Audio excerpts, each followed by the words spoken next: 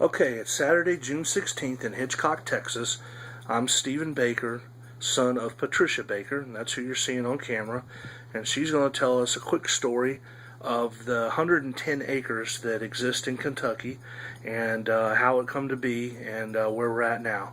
So the story starts off with Elijah Smith, right? He was your grandfather? Yes. He was a man that come to Lawrence County, Kentucky. He was a coal miner and a farmer. And he lived on this property off of Highway 201. And we lived on the frontage part of his property. There was a creek that separated us called by the name of Dry Fork Creek, which was a tributary of the big Sandy River. And we left there in the early 40s and moved to West Virginia, where my dad was a coal miner in a little town. And we left Lige there. And Lige, he was a real good person. He used to come and eat with us. His wife was dead, Priscilla Smith, she died. And he used to come over and eat with us, and he and my father farmed together. They coal mined together. They were very close. And he died while we were in West Virginia. He died by means of nobody could figure out how he died. He had a big knot on his head. His wad of money had disappeared, and he left no will, according to his son Henry, who lived nearby.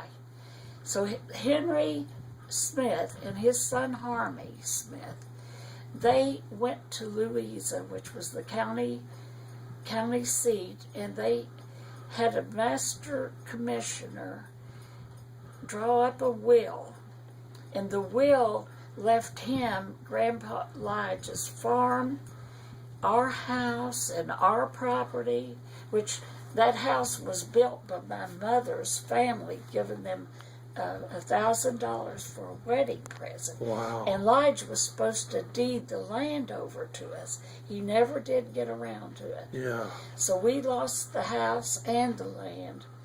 Harvey Smith ended up, and Henry Smith owned Lige's farm and the flatlands that we lived on.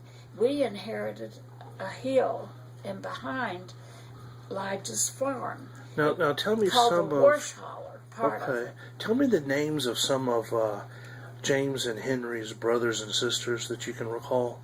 Yes, Henry's first wife was named Kane, Bertha Kane. She was his cousin, I think.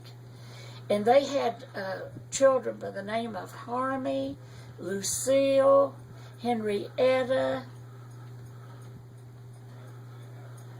and that was... Okay, and how about, did he have a brother other than James?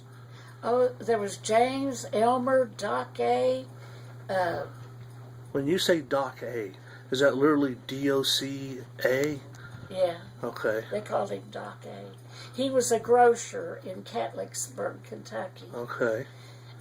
Elmer was he had a job in the steel factory in New Boston, Ohio. Okay. He lived in Sciotoville, Ohio. All right. Well, and so that was all the brothers and sisters. Were there any sisters? Oh, yes, Ruby? he had Fanny, Ruby, and a bunch of sisters that I never laid eyes on. So Elijah had a lot of kids. Yeah. Yeah. He did. And then Henry, you named Henry's. Yeah. And then James, your father, he had you, Garnet, Francis, and Jimmy. Yes.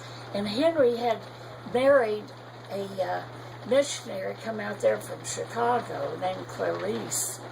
And he married her and had 2 children that are still alive and living. One of them lives on Grandpa Lige's farm. Built a big, beautiful 2-story yellow house. His name is Donnie Smith. His sister, Judy Jordan, she owns the land next to his. And I don't know how many acres. They must have a lot of acres because we only ended up with 110. And Grandpa, when he died, had 350 acres.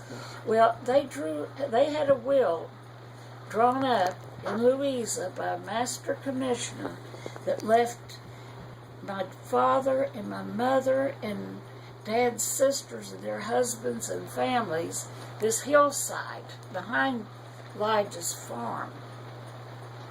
And it consisted of 110 acres of raw land, timber, and minerals. And unimproved on, there's nothing there? Nothing had ever been built there. Now tell me how The neighbors stole most of the timber, and they probably took some of the gas, but we'll never know. Yeah, well, tell me how that church came to be. The church came to be when Henry was alive. You can adverse possess property in Kentucky. Mm-hmm. He built a fence around it, built a church, and proceeded to make a cemetery. And he's buried. Henry Smith's buried there. Harvey Smith's buried there. And I suspect the Blevins family, Daniel and May Blevins, that owned the frontage there on 201, right down the road from us. They owned a big white 2-story house and a grocery store across the street. And I think some of their relatives ended up there. Well, Henry sold all that land to the Blevins that we lived on, that Dry Fork Creek and Highway 201 bordered. They ended up with all that land, and they all died. May and Daniel and their 3 sons, they all died. So who inherited that is a man named Amos Blevins. And he lives there in that house by himself. And the neighbors never see him, but he's there. And then there's different families that live. The Perkins live at the foot of what they call the wash collar part of that hill. And they have a sawmill down there. Really? Where they've been taking No doubt, yeah. timber for years. So we've got 110 acres, and it has, the only thing we've done is pay the taxes on it. Yes. And the people paying the taxes were Garnet, Francis, Jimmy Smith, and you, Patricia Baker. Patricia Smith Baker. And prior to that, Mom paid it, Ruth Smith. Oh, yeah, okay. Now, did she officially leave it to y'all in a will? I think so. Yeah. Okay. But we have that affidavit of descent Sure. recorded at the courthouse there in Louisa. And what does that do? That shows that Ruth and James died and left their property, their inheritance to us. Okay. For. Okay, good. So that's on file, and we're In good there. Louisa, Yeah. in the courthouse. Okay. Anything you ever want to know is on file at Yeah. that courthouse in Louisa, Kentucky. All right. A little town. It's a little farmed community.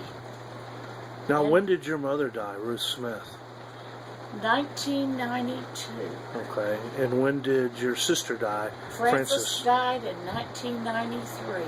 Okay. And since 1993, who's been paying the taxes? Well, let's see, 93. It's been me and Garnet. Yeah.